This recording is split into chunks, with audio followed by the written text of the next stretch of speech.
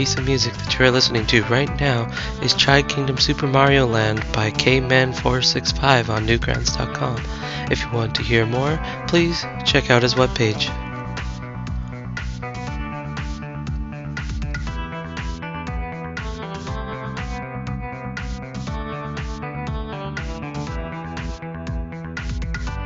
Hello and welcome to Games Unplugged. I am your host Connor, and as always, my co-host Mr. Drew is with us. Please say hello. Hello. Alrighty, and today is going to be a bit of a shorter episode because we're doing this one out of just sheer fun.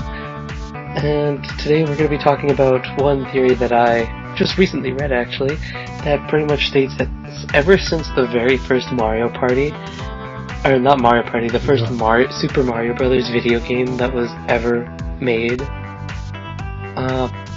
Not Mario Brothers, but Super Mario Brothers on the Nintendo Entertainment System. That one. Yes, exactly. Since that game, every subsequent Mario title has been like either a show or a play, and there's a little bit of evidence in the series backs this up. And we'll get into that in just a second. But it's just interesting to think that, because it would explain why, essentially, even the villains in the Super Mario Brothers universe can take time and have a party with the Mario Brothers. Or the alternative thing is, since the villain is never invited to the parties, him doing his little kidnapping schemes is his revenge for not being invited to a party. Yeah, pretty much. Okay, so first I wanted to talk firstly, about the original Super Mario Brothers and how that game pretty much started it all off. And I'm having a brain fart here. Essentially, the premise of the game was King Koopa, which is now known as Bowser, has pretty much he stole Princess Toadstool, which will later in the series be known as Princess Peach, and Mario has been warped to the Mushroom Kingdom to save Princess Peach. And long story short, Mario defeats King Koopa, aka Bowser, and he saves the princess. And there's some toads in there who decide to say, sorry, but your princess is in another castle. Essentially, you save the entire world while being friend-zoned every single castle, except for the last one. And then depending on which version of the Mario Brothers game you're playing, like for instance the Game Boy Color one, you get an extra 8 worlds, where then you can do it all over again, and it's so much harder. But that's a little off topic there. Yeah. So pretty much every single game after that has always had something that's hinted that this isn't actually happening, or if it is happening, it's being staged. So for instance, the Super Mario Bros. 2, not the Lost Levels, because that was pretty much just a rehash of the first story. Well, again, in Japan, the Lost Levels is actually known as Super Mario Bros. 2, but the story's pretty much the exact same. I think it's basically just hard mode, and the reason why it didn't come out to the US initially is because it was deemed too hard. Yeah. That was back in those times, because then our actual real Super Mario Bros. 2 was actually a game that was Japan only, called Doki Doki Panic. Yeah.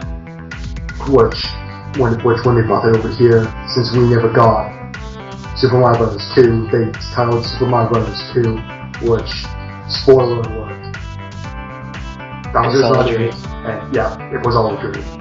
Yeah. So which explains, or is point number 1.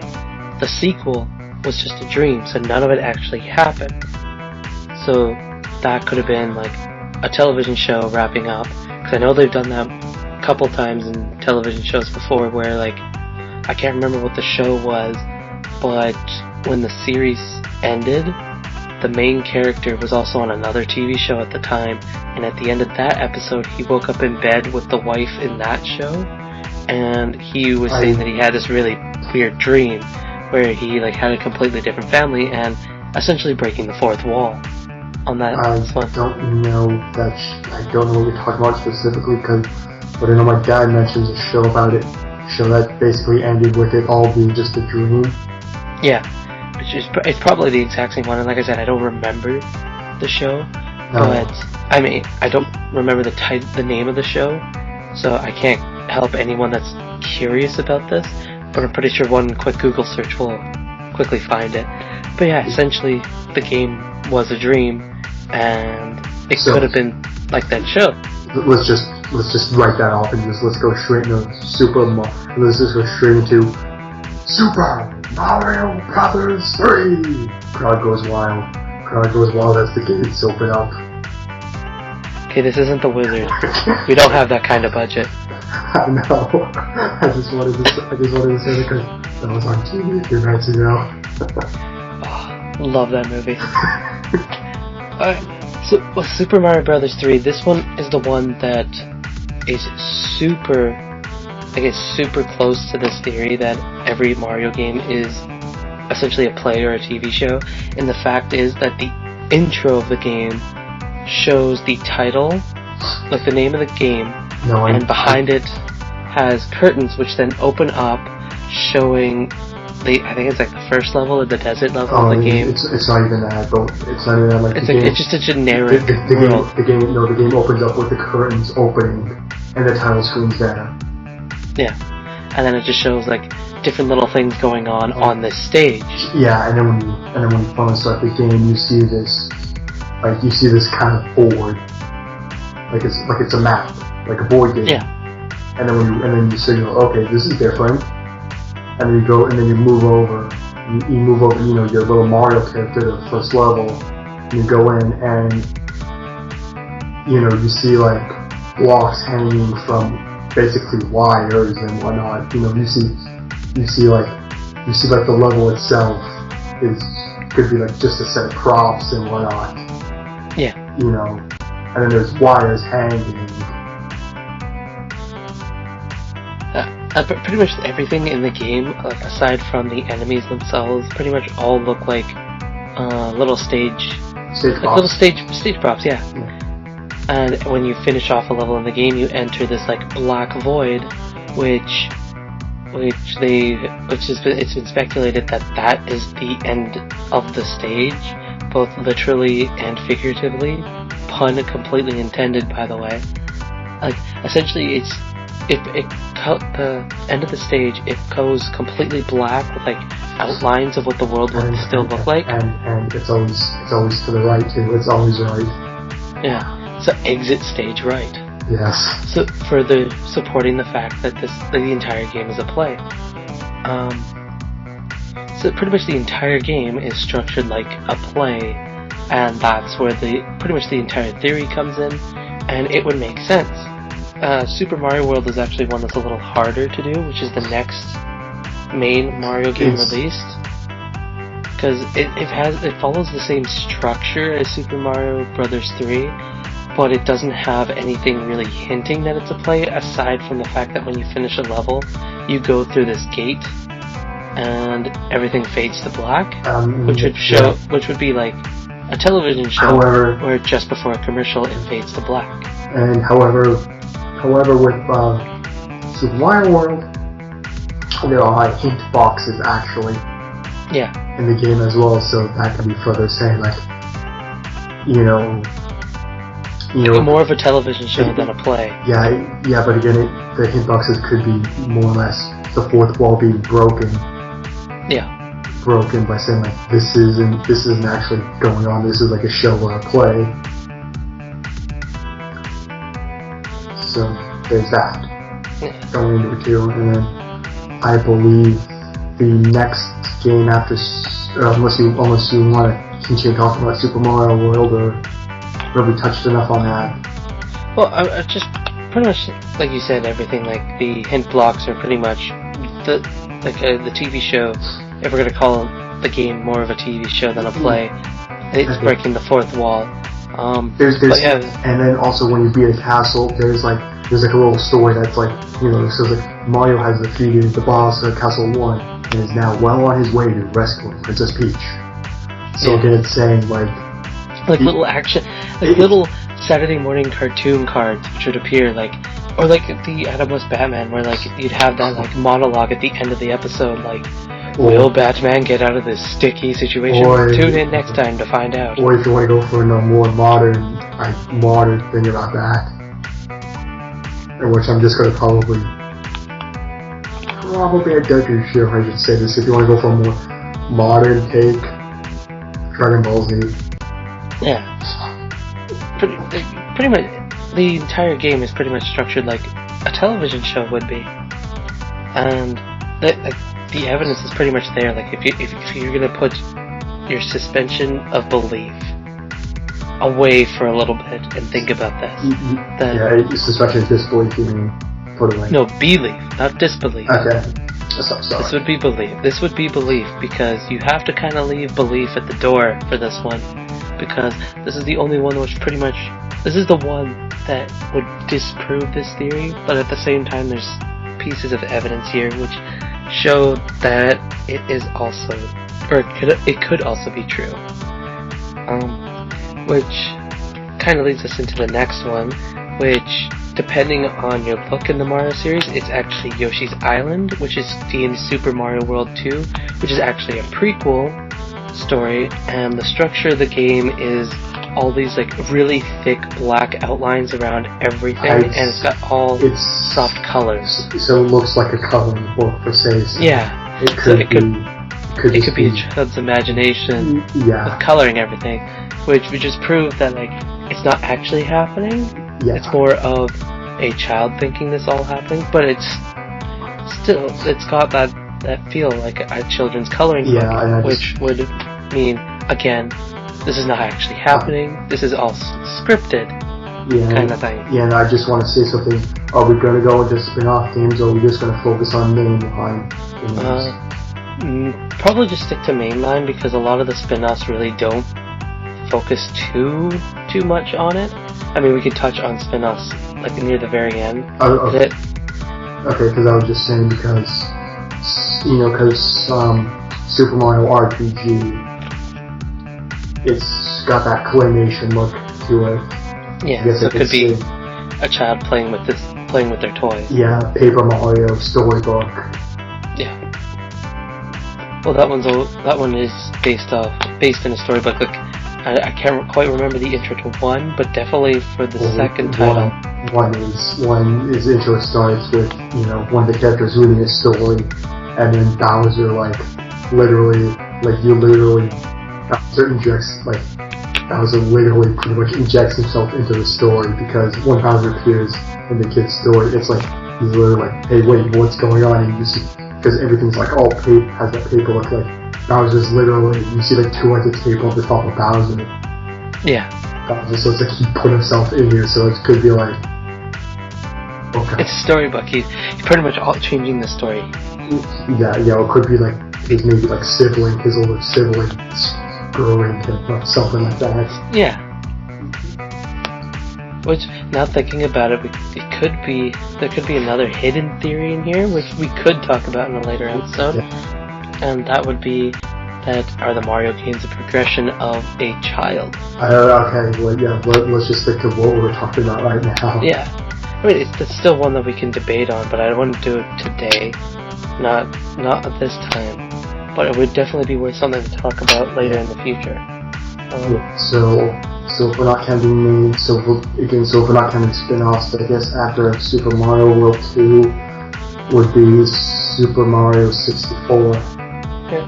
And that one has been deemed a television show, just mainly because the structure isn't quite there to prove that it wouldn't be a television show, other than the fact that the camera is controlled by one of the series enemies, which also is a little bit of a friend as well, because there are friendlies and there are enemies. And this one, essentially behind Mario the entire time is a Lakitu, which is holding a camera. Yeah, with a camera. And there was a part in the game when there's like when it's like a room of mirrors. Yeah. And if you go in there, you can see the Lakitu with the camera behind behind you, and he's following you. So it's like, this is a television. This is like, it's being televised or being recorded like a movie as well. It could also be a movie too, and like the way the game is kind of structured, the way with like speech bubbles happen. Yeah.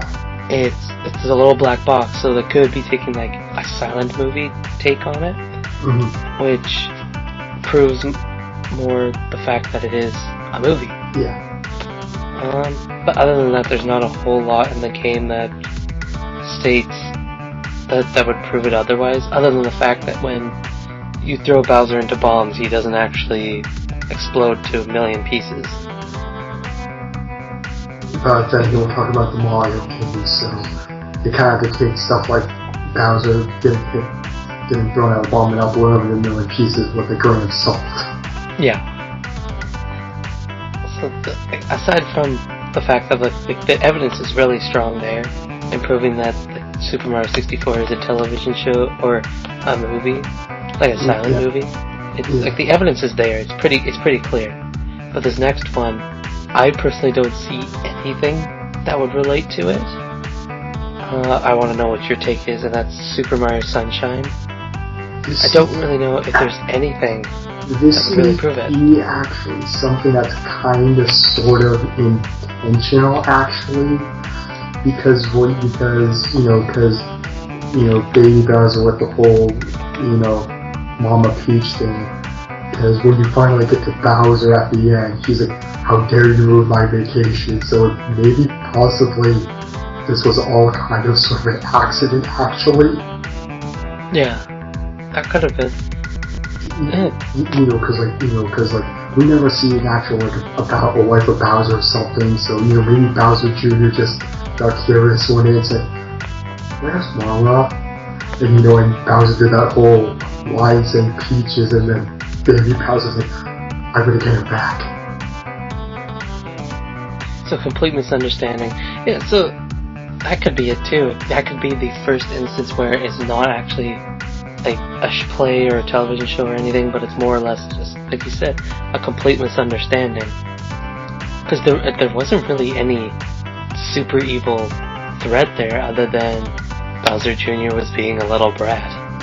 Yeah, trying to get Peach back, and that was just because of the whole misunderstanding. Yeah. Because then at the end, Bowser and Bowser Jr. are talking, and he's like, "I've got something difficult to tell you, son." "Yeah, I know, Peach ain't my real mom." It goes along the whole lines of this. It probably was just a big misunderstanding. Yeah. Oh, excuse me for a second. So that one is a little more. I'm having a brain fart here. This is the rule number 1. You shouldn't do podcasts late in the evening. Yeah. It really messes with the brain. Yeah. But no, you shouldn't have. There isn't really anything in the game that proves that it's like a television show. It's more or less a misunderstanding, and that one I'll let slide a little bit too, just because of the nature of the game, because it's really childish friendly. Like, if anything, it could be some child's fan fiction that he wrote on 4chan. Yeah, but then I think it was just a big misunderstanding, and everybody was just decided let's just see how this plays out. Yeah. That type of thing, because even Peach is confused about that, and I think everybody is just so confused. Yeah. Because when Mario goes to save Peach, Bowser's there, and he even says, "How dare you ruin my vacation?" So so I think that it was just a whole big misunderstanding. Yeah.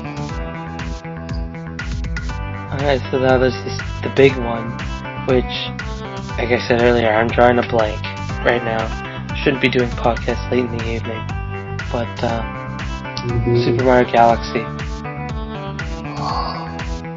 That one's a little hard, but the sequel, that one is a little more believable because it starts off as a storybook. So it could just be like a children's story, like a children's storybook, which you're playing through. That one's understandable. The only maybe possible way I can see of how Mario Galaxy, and this is pretty far-fetched, is it talks about how the Star Festival that's taking place is kind of like a legendary event or something. So it could be like another play that's been put on by all of them? Well, or it could just be, like a board game school learning about this event and seeing like, how can I spice this up a while? I'll think of it as a Mario adventure. That's will maybe spice things up a bit and make it less boring. Yeah. So maybe it's like just a bored person in history class or something who's board gamer who's like, maybe if I just think of this as a Mario game, it'll be more fun. Yeah. Okay.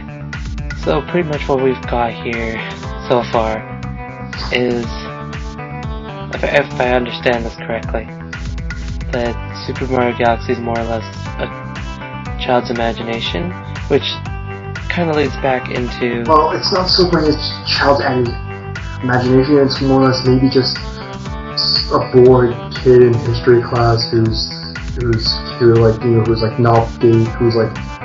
just being absolutely bored out of his mind and just starts thinking about like there's an event in history or something, and it's like maybe I'll just think about Mario characters being like in this situation or something like that. Yeah. That would make things a little simpler, that's for sure. Yeah. And like I said, Super Mario Galaxy 2, the opening's a storybook, so it could just be like a retelling of the first one, kind of in a storybook setting. So that one, or just a story, or just a story in general, or just like a storybook in general. And there's two more big ones, if I'm not mistaken: Super Mario 3D Land and Super Mario 3D World, which I personally would join them in as one game, because they pretty much come one right after the other. Yeah, I'm not too sure about Land, how that would fit in. I know... The only thing that I can see, and that's taking in a spin-off, Captain Toad's Treasure Tracker, every single level in that game comes from a storybook. It's like you open up this book, and it tells you Toad's adventure. So, taking that into account, and the fact that the ending of Captain Toad's... Actually, spoilers, so if you don't want to know this, because the game is very recent actually, I will put a time frame, or like a time when we stop talking about this. I will insert a really cheesy time annotation in there to say come to this point and you will avoid spoilers. I'll put that in here. Well, I'm pretty sure Nintendo themselves have actually spoiled that already. Yeah. Captain Toad's Treasure Tracker, the ending of the game, is the opening to Super Mario 3D World. And all they did was they took Captain Toad and put him in it as well. So what happens is the events of the opening happen, and then Toad jumps in the pipe as well with them. Doesn't Toad jump in the pipe first, then Mario and Luigi? No, because they have to fix the pipe first. Yeah. But, which is where I think, again, this is more of a storybook, because 3D Land happens like right before 3D World, which is the reason why Peach, Toad, Luigi, and Mario are all walking in the beginning, is they're pretty much just coming from a festival, which is happening at the castle, because Mario has just saved the day, or Luigi, depending on who you finish the game completely. So does that mean that Mario Land was an actual case of intentional kidnapping then? But it's a storybook, right? Because Captain Toad, all the levels that you get in the game are all in a storybook. I see what you're getting at here. You're saying Land, despite being made before Captain Toad, still falls under the same category as it. Yeah, it's a side story, and it also relates to, because in between each level of 3D Land, there's little pictures that get sent to you, like each world. There's a picture that's sent to you, which could be like they look like little comic book pictures. So it could be like a comic book that someone's reading, and then it goes into the novels of Captain Toad, which then lead into 3D World, which is another novel in its own set in that game. So meaning it could all be another children's book.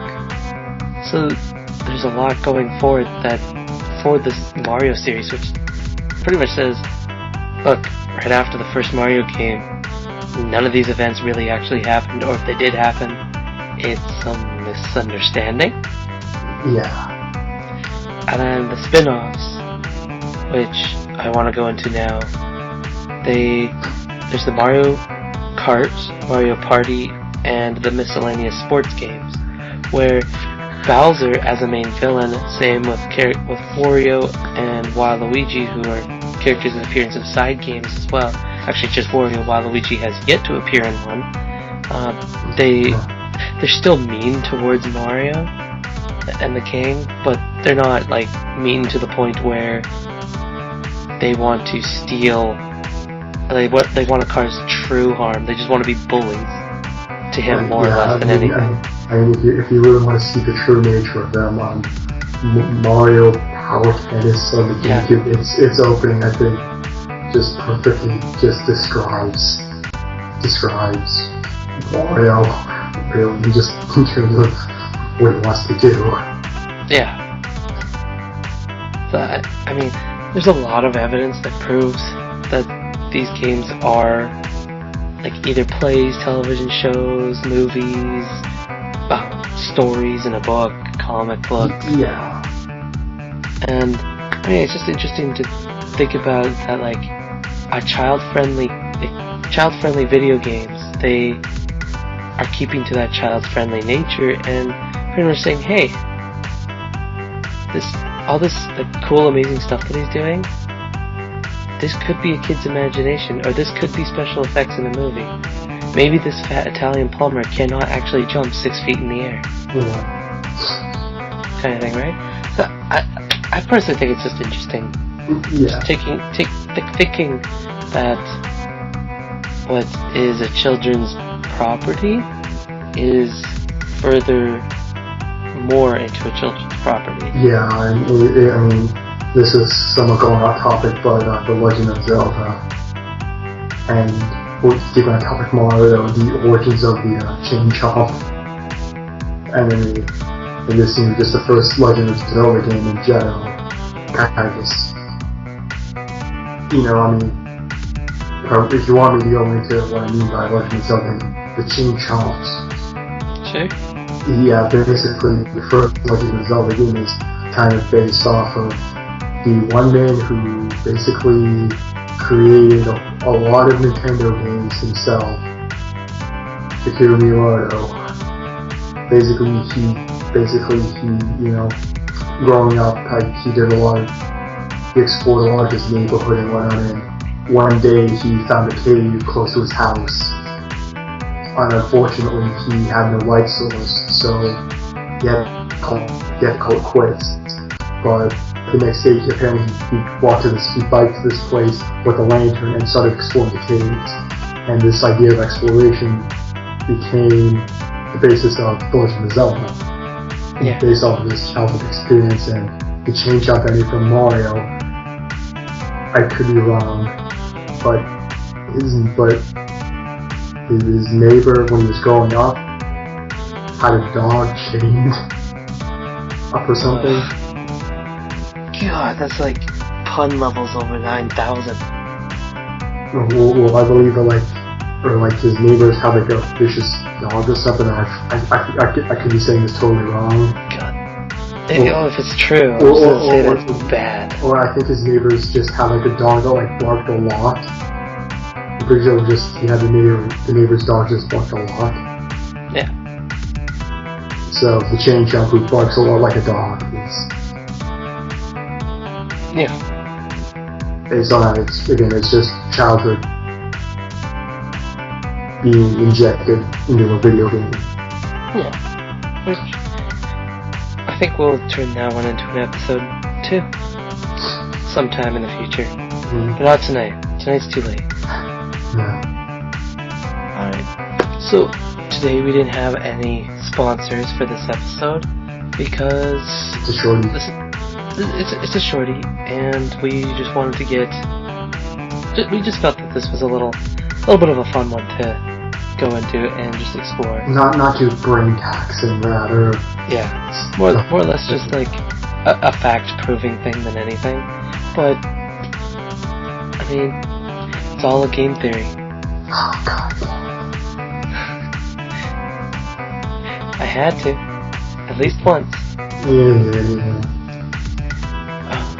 So unless Mr. Drew has any other remarks, No. Oh no, actually just one. A Mario and Luigi game, but instead of Mario and Luigi, the RPG series, Wario and Waluigi. yes, that's what we need. Instant money maker. Yes, the misadventures of Wario and Waluigi. Oh, there we go. That would work. I'd buy that. I thought that too.